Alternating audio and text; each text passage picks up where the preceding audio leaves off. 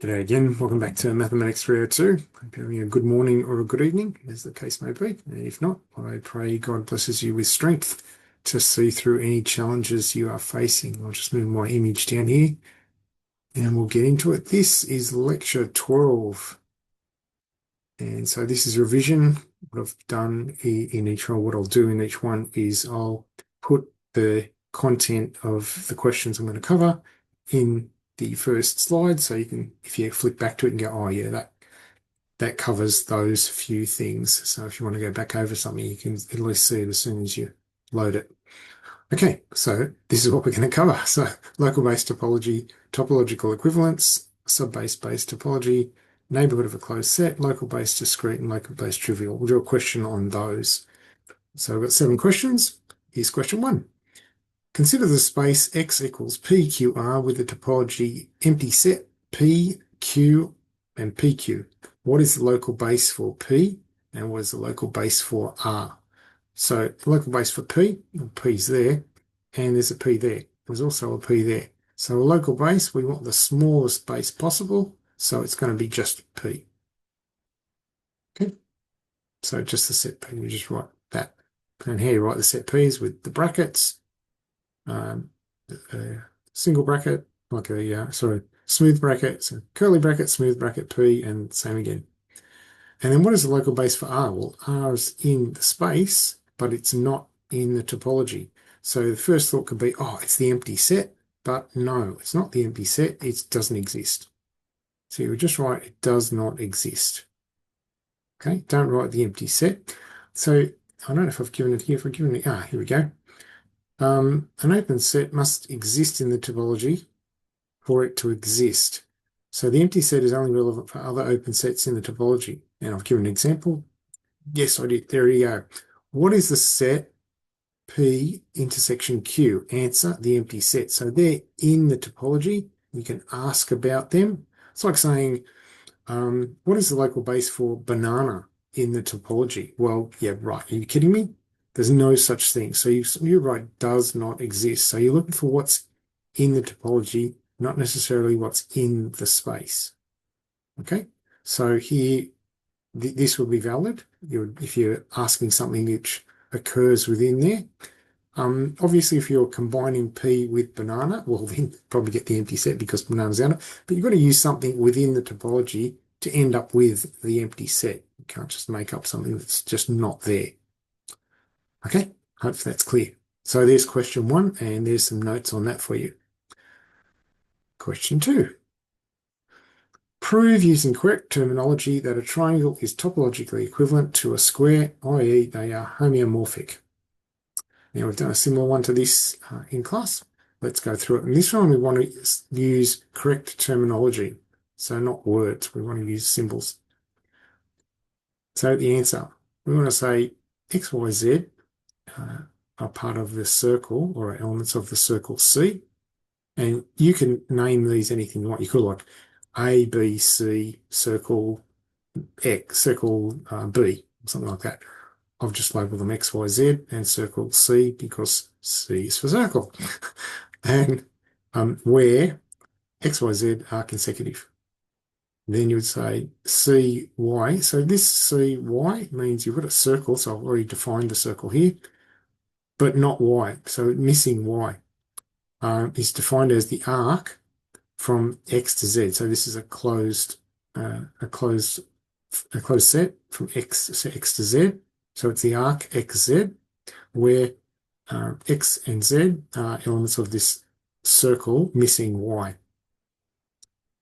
And now I'm going to define L, M, and N, elements of the triangle T. And again, T for triangle. So I'm just so clever. I know. I'm not. I'm joking. Okay, so where L, M, and N are consecutive, and TM, the triangle T, missing M is the interval, or is defined as the interval L to N, where L and N are elements of T missing M. Okay, so this is what I'm defining here. Since CY, so here we go. Since the circle missing Y maps to the triangle missing M where Y maps to M, so these points Y maps to M, then C is homeomorphic, so this line with a squiggle, to T. Therefore, C is topologically equivalent to T. Now, what I've done is I've written that all out. I'll be kind. Do a little bit more work. You need to do more work, Eric. Right, so what I've done is this. Translation. So X, Y, and Z are elements of a circle C, where X, Y, Z are consecutive points on the circumference. CY, so each of these lines is mapping to one line here. CY is defined as the closed arc from X to Z, where XZ, are elements of the cut circle, missing Y. LMN are elements of triangle T, where LMN are consecutive points along the triangle. TM is defined as the closed interval from L to N, where Ln are elements of the cut triangle, missing M. Since the cut circle CY, so that's this sentence here, maps to the triangle TM, where the cut point Y maps to the cut point M, then C is homeomorphic to T. Therefore, C is topologically equivalent to T. So here's a nice translation for you to remember in your head when you're writing out something like that. Hopefully that helps you with explanations and answering a question in the next assessment. There you go.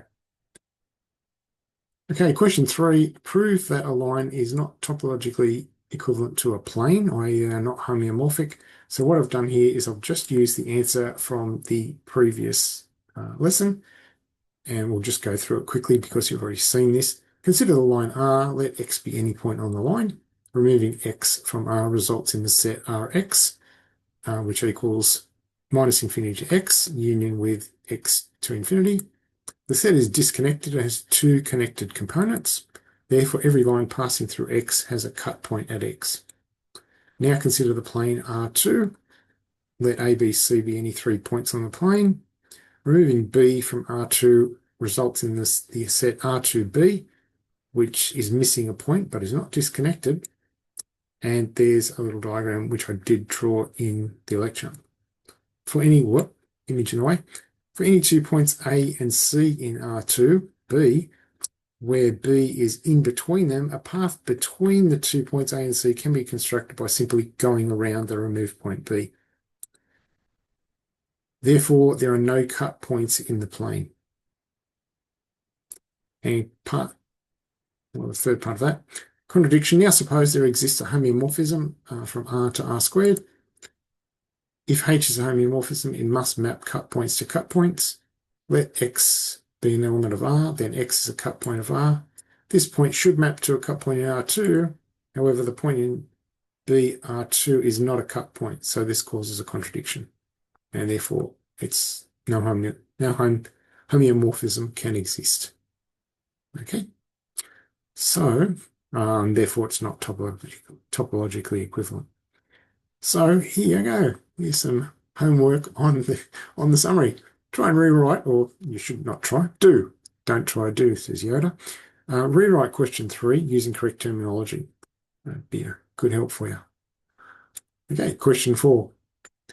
Consider the space A, B, C, D, E, and given a subbase topology of A, B, C, D, E, and the empty set.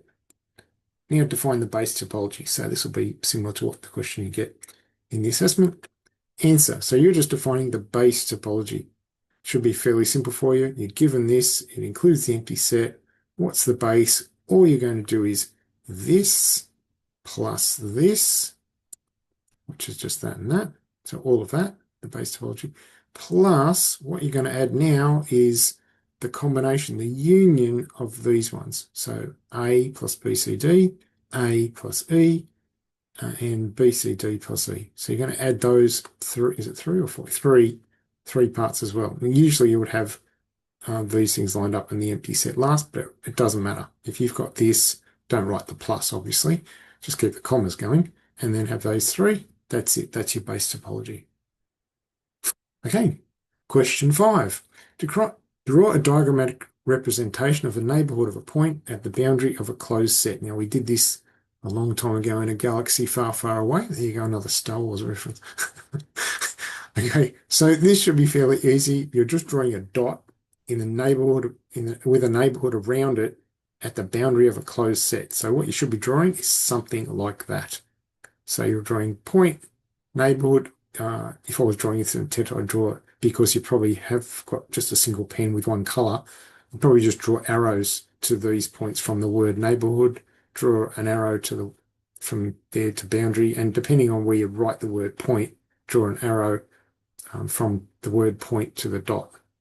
And that's a diagrammatic representation of the neighborhood of a point at the boundary of a closed set, which you should have seen before. Hopefully you remember it. You might want to practice the neighborhood of an open set. Okay, question 6. What's the local base for the point x equals 0 in the discrete topology on R? So a local base for the point x equals 0, discrete topology. So we want a discrete topology. Answer, 0. Pretty easy. It's a discrete topology. It's just everything's singular, and we've only got 0. So the answer is 0. What's a local base for the point x equals 10 in the discrete topology 1, 2, 3, 4, 5, 6, 7, 8, 9, 10? Really easy. It's just 10. That's it. So if it's in a discrete topology, that means everything's individualized. So discrete topology on reals, I could probably have written, x equals 3.14159 and just written pi, because that's in the reals, and you could have written that there, 3.14 is the answer. I won't make you do that. Okay, whoops, giving the answer away quick. Define the trivial topology of Q, rational numbers. I'll tell you that. The trivial topology of Q is just Q and the empty set, because that's trivial. It's just the whole lot and that. And here's the question. What is a local base for the point x equals 1 in the trivial topology on Q?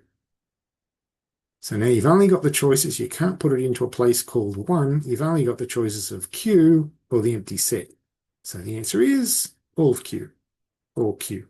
You could write all Q. You could write the Q in the brackets, whatever you feel there, but it's Q. There you go. Question 7. That's it for the first part. Hopefully that helps you start studying. God bless you. Stay safe. And I'll see you in part B. Okay, bye.